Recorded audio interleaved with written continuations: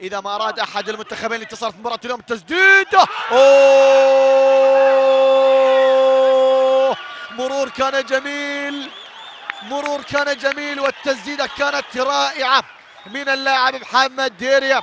نعود الآن لصالح المنتخب الفلسطيني. خطيرة خطيرة خطيرة خطيرة خطيرة، والهدف الثاني يأتي أيضا عن طريق اللاعب محمد ديريا. محمد ديريا يسجل الهدف الثاني، ولكن شوف من البداية، من البداية من حارس المرمى مدروسة الكرة الماضية من محمد أحمد إلى الروح.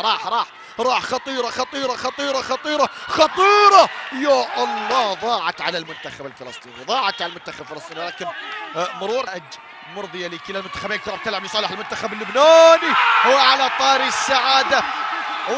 طاري السعادة اللبناني يقلص الفارق عن طريق اللاعب محمد ناصر هو من يقلص الفارق لصالح المنتخب اللبناني. الجماهير اللبنانية متواجدة في المدرجات، متواجدة في الأرض بطريقة رائعة. منتدى العرضية خطيرة خطيرة خطيرة خطيرة خطيرة، ولكن ضاعت على محمد ناصر. هو الآخر كان ممكن أن يسجل هدفين. شوف الإعادة، ومحاولة الآن. كرة بتلعب بطريقة رائعة. نعم الثالث يسجل المنتخب الفلسطيني بطريقة رائعة ليؤكد أفضلية المنتخب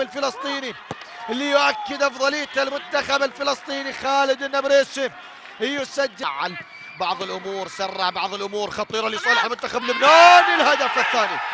الهدف الثاني لصالح المنتخب اللبناني. البديل يسجل، خليل بدر يسجل الهدف الثاني لصالح المنتخب اللبناني. هدفين مقابل هدفين. هدف البحث عن الرأسيات. كرة بتلعب الآن خطيرة، أوه،